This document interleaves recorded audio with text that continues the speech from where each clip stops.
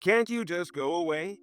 You think it's not presumptuous for an uneducated fool like you to come here and interview? You're a million years too early. Get out.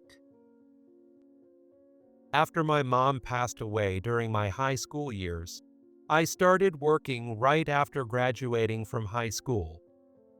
I was harassed by my boss and ended up getting fired from the company, and I was looked down upon even during job interviews. My life was a mess. Nothing I did seemed to work out, but I kept pushing forward without getting discouraged. Education doesn't matter. What's important is a heart that cares about others.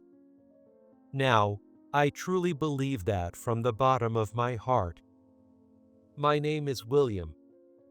I live with my beloved younger sister Jessica, who is 6 years younger than me, and our mother. We grew up in a single-parent family due to complex family circumstances. Our father divorced our mother before I could even remember him. I don't remember what my father looks like, and my mom, not wanting to upset us, never showed us even a single photo of him. Being a single-parent family, my mom would go out to her part-time job in the afternoon and come back in the evening. We lived on welfare, but my sister and I grew up always seeing our mom's hard work. She graduated from a prestigious university. She was also the best tutor I could boast of at home. Ever since I was in elementary school, whenever I had a problem with my studies, I'd ask her all sorts of questions, but she never gave me the answers easily. Mom, this math problem is way too hard for me. All right, William, this is. She never just gave away the answer. This was always the case. She would give me hints and let me figure out the answers myself. That's it. I got it. Mom, the answer is C. This math is fun. Correct. Now that you've figured it out, let's have dinner. Jessica must be hungry too. Mom was good at science and math. Perhaps influenced by her, I gradually started to like science and math too. Mom, I want to go to a science university. A public one, of course, because it's cheaper. Do you think I can make it? I want to get a job at a company and help you out. Life will get much better. Of course. If it's you, William, you can go to the school of your dreams. I'll back you up, so go for it. To my mom, I must have been her hope. During the last winter of my senior year in high school, it was just before Christmas, and I was studying hard for my dream college. My sister Emily was watching Mom cleaning the bathroom, saying, "I want to help." Then, suddenly, Jessica came into my room. William, come quickly. Mom has. I ran to the bathroom, and there our mom had collapsed. We called an ambulance immediately, but it was too late, and she was gone. The cause of her death was a sudden subarachnoid hemorrhage. She always looked after us warmly without showing any signs of such a condition. With the help of relatives, we managed to hold the funeral. I was in a state of lethargy, and it took some time for Jessica, who was still in the 6th grade, to accept the reality. Our aunt told us, "If you ever need anything, feel free to consult me." But she lived far away, and we hardly ever met, so we just thanked her. After the funeral, we faced Christmas and the New Year. The savings Mom had set aside for us siblings, our current life, and our future life, I figured out the answers and thought about them. On the first day back at school after the winter break, just before leaving school, I told my teacher in the staff room, "Teacher, I've decided to give up on going to University of California. William, I'm sorry to hear about your mom passing away, but are you sure? University of California is a great opportunity. You have enough academic ability to get in. I think you'll only have regrets. It's okay. I'll work and take care of my 6th grade sister. This is the best answer I could come up with. I have no regrets. I see, understood. I'll report this to the career guidance teacher. We'll help you. Feel free to consult us about anything, even small things. Thank you. I ran behind the gym after leaving the staff room. I couldn't stop the tears that came with the answer I had come up with myself. I came home with my eyes swollen red. Huh? What's that smell? It smells like curry gravy. I'm home. Ah, welcome back, William. I tried making curry gravy for the first time, like Mom used to. It's curried chicken, because chicken is cheap. Really? That's awesome, Jessica. But isn't it a bit burnt? Don't worry about it, let's eat.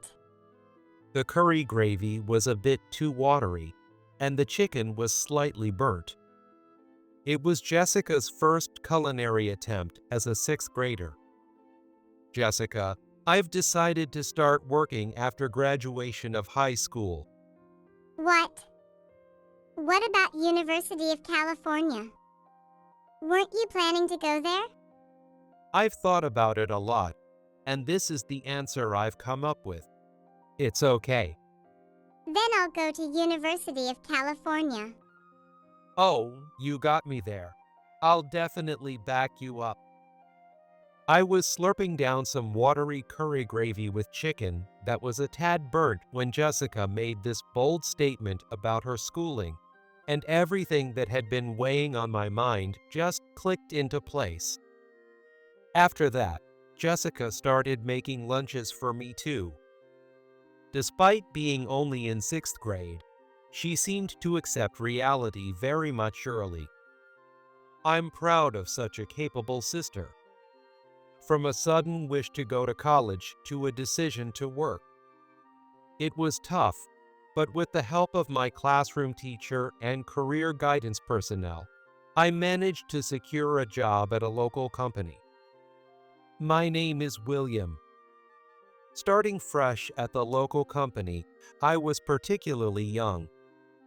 Especially in the sales department where I was placed, everyone else was much older. The closest in age to me was my boss, Michael, who was 25. Michael was quite a character. Michael, I look forward to working with you. 18 years old, huh? High school grad? Yes, a high school grad. I see. High school grad. Everyone else here has a college degree. Quite pushy from the first day. I did my fair share of job hunting and went straight to work after graduating high school. Since then, I woke up at 5 a.m. every morning, took the breakfast and lunch Jessica had prepared the day before, and left home. I arrived at work earlier than anyone, starting with checking the sales reports and cleaning the restroom and serving coffee to the clients who came in, working harder than anyone. It was menial work, but I did it diligently. And almost every day, I faced the kind of harassment that my boss Michael seemed to consider normal. William, did you prepare the presentation materials for Burlington Company? Here they are. What's this? Did I tell you to make presentation materials like this? I tried to do exactly as you instructed. It's not what I intended. No one's going to look at that. Start over from scratch. Wasting extra effort again. This is why I don't like dealing with high school grads. I'll report this to the department head. Michael was on good terms with the department head. Watching closely, I noticed how well Michael could butter up the department head. However, as soon as the department head left his seat, Michael would start talking behind his back.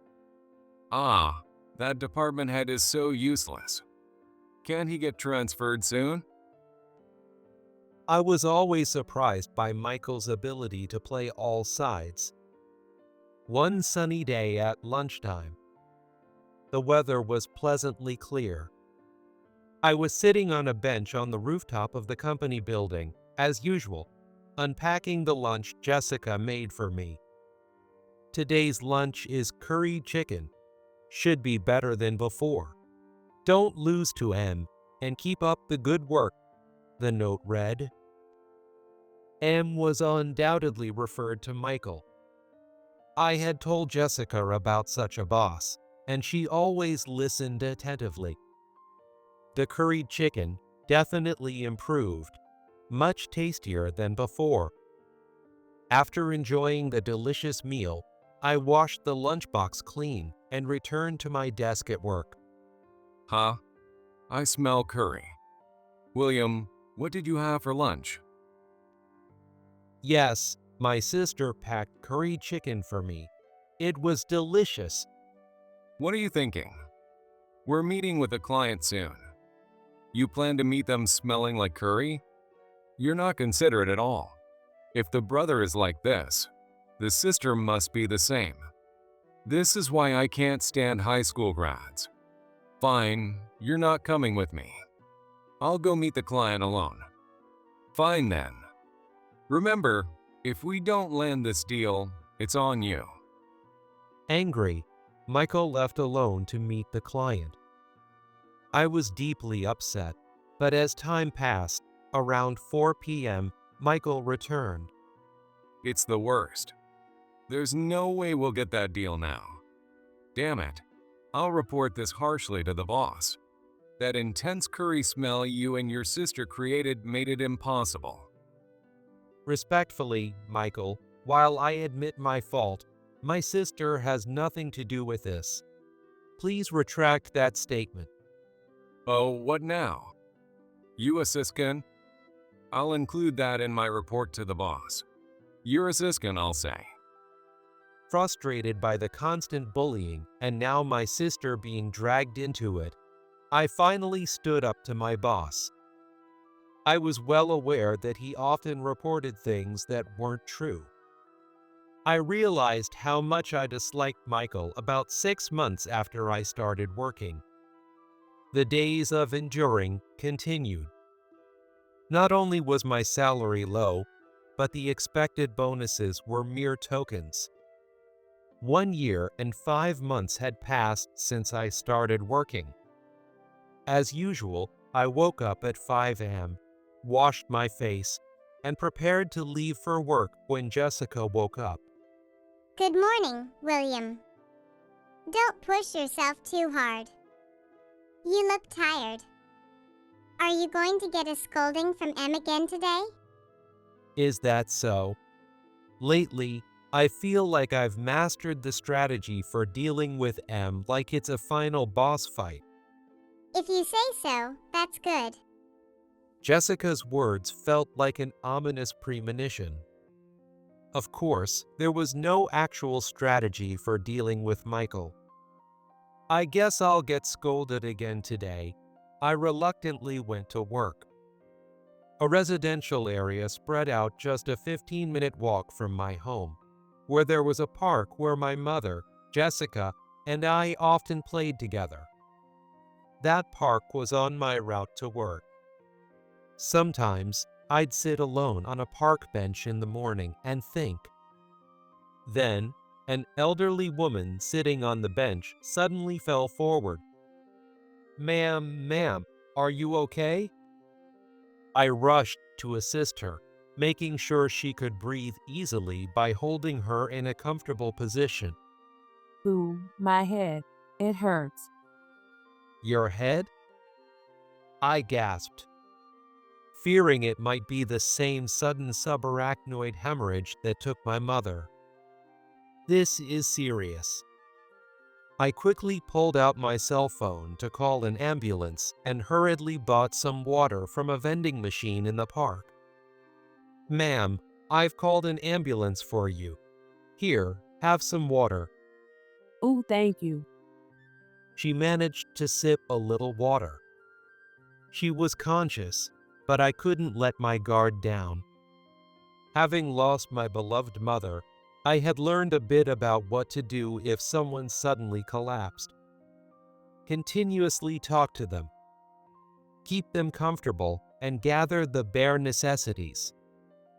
Though the elderly woman was a stranger, I didn't want her to end up like my mother. The ambulance arrived. The paramedics asked, "Ma'am, are you okay?" She had been walking and had no ID or cell phone with her. The thought of work crossed my mind, but human life comes first.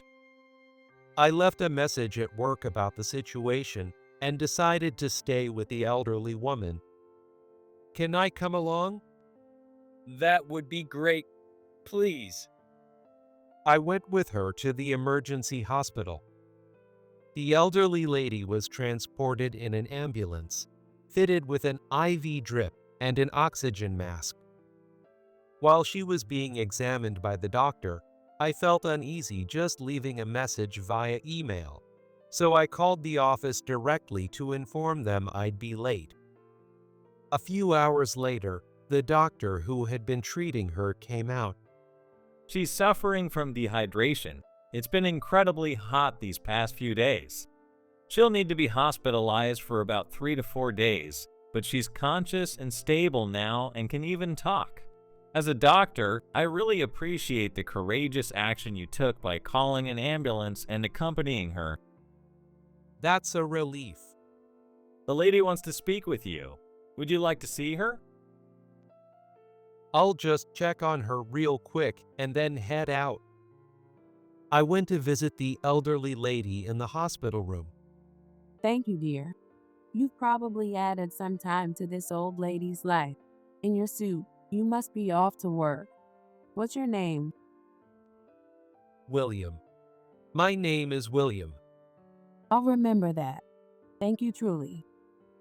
I quickly caught a taxi from the station near the park and rushed to the office. I arrived just before noon at 11:40 a.m. Good morning. I'm terribly sorry for being so late. As expected, Michael was furious. William, you're late because you stopped to help some random old lady? What's today? Yes, this afternoon we have a presentation at Cisco Company. I prepared the presentation materials last night at home. Here they are. Which is more important to you? Some old lady with not much time left or the presentation at Cisco Company? Well, I thought saving a life was the priority. Playing the hero, huh? You're fired. What? You chose the old lady over the business meeting. We don't need a salesman like that. The president and the department head are waiting for you in the reception room. Go and tell them your heroic story. I went straight to the reception room upon arriving at work.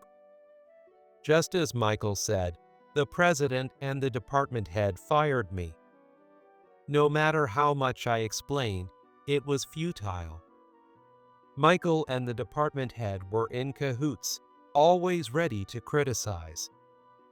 It was clear that Michael had reported the situation to the president in his own way. That day, I went home feeling unjustly treated and frustrated to tears. I'm home. Welcome back. I made your favorite curry. What's wrong? Did Michael fire you? What? I can tell by your face. You've always been easy to read. There's nothing quite like a woman's intuition. I explained the circumstances of my firing and the respect I held for Jessica.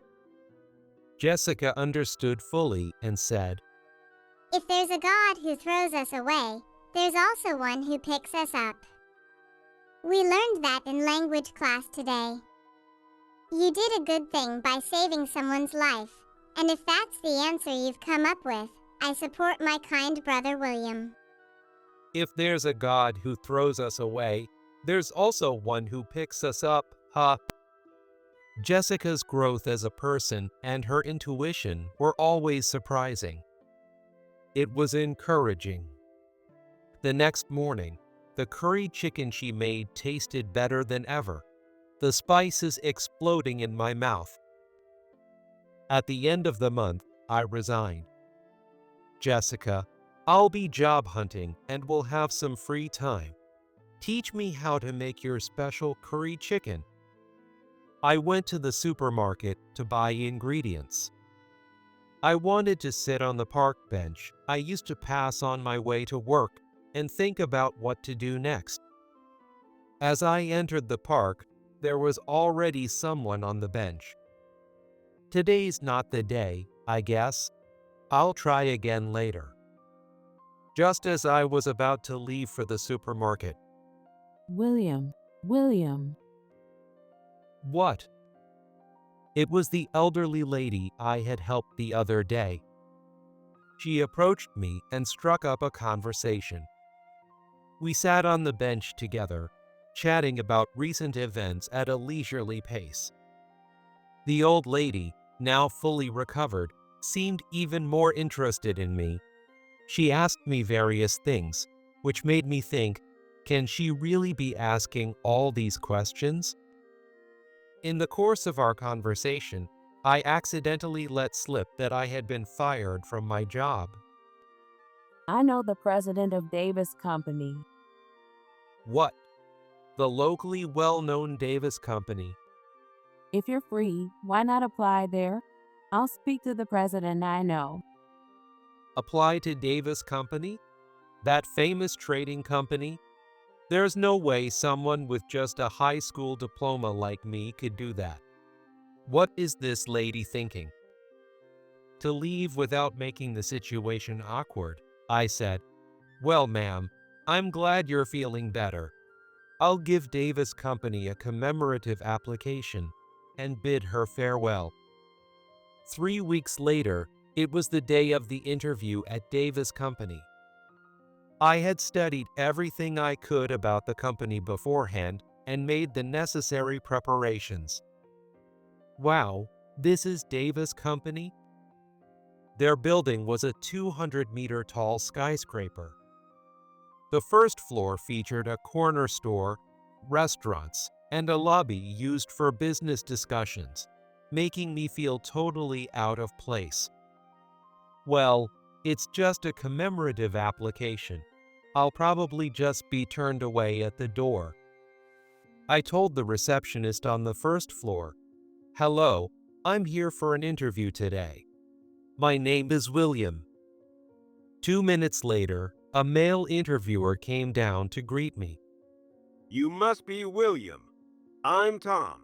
I'll be conducting your interview today. Please come this way. He led me to the interview room via the elevator. It was in a reception room on the 10th floor.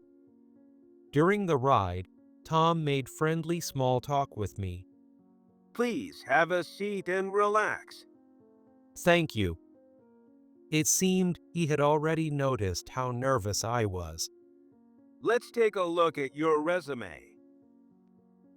Sure, it's not much, but please go ahead.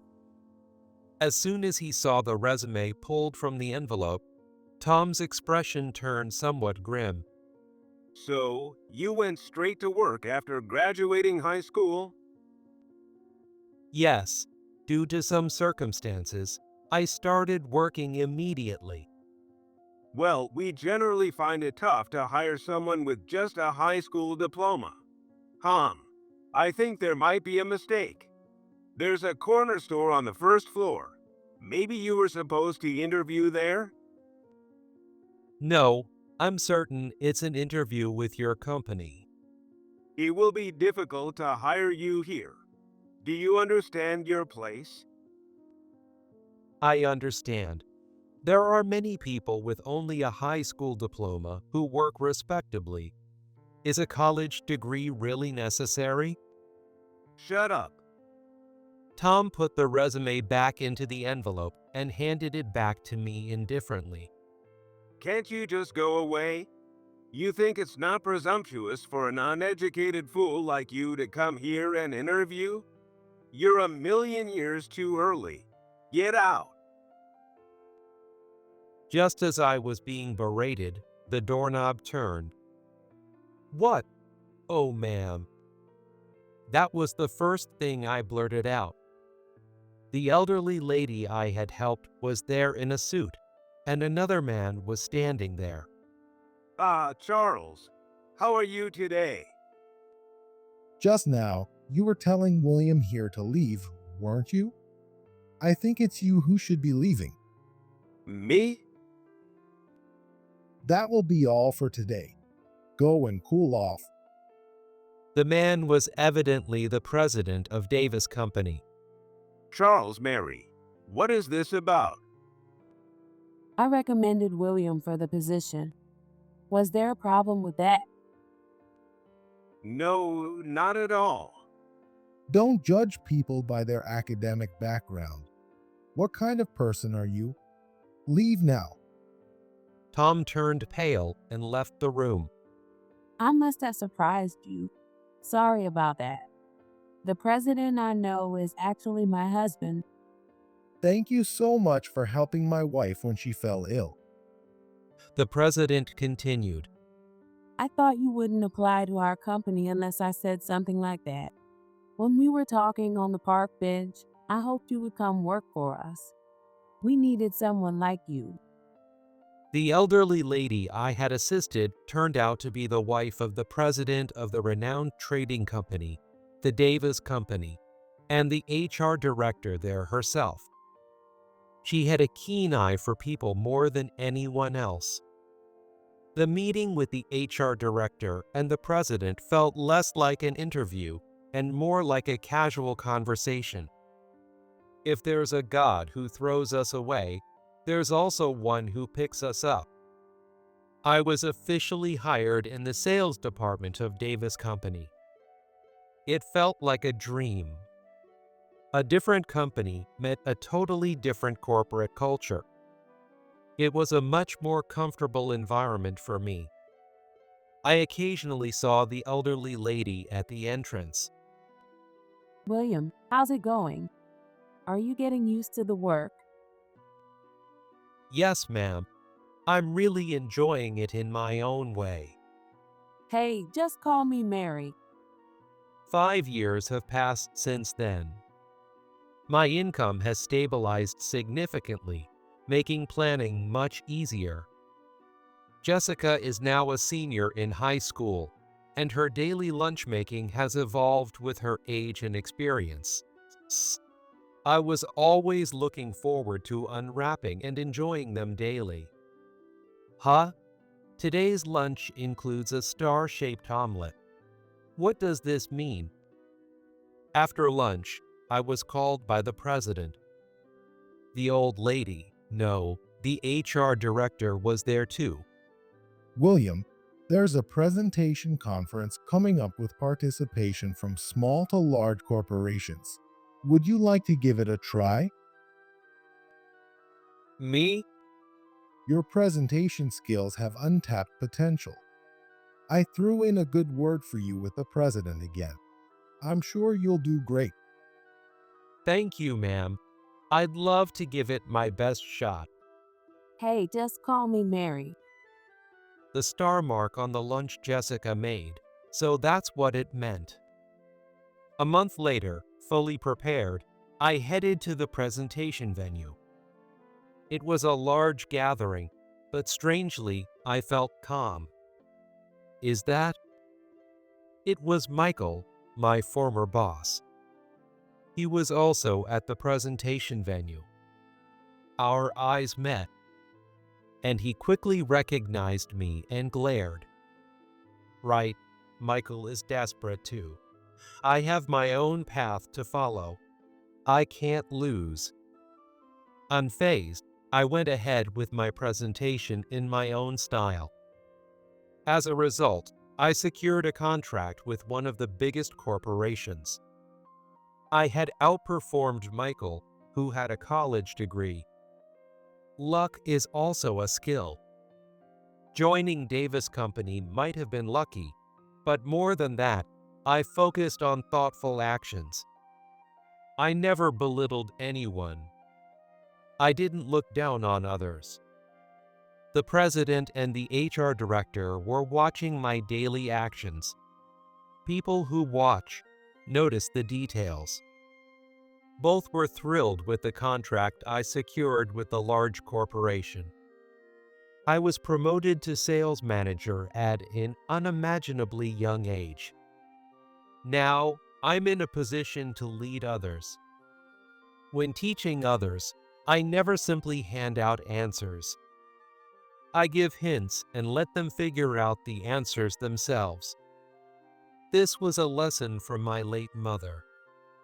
The following year, Jessica was accepted into the National University of California, our mother's alma mater. Jessica is a strangely intuitive and somewhat prophetic sister, but as her only brother, I want to watch over her gently until she graduates.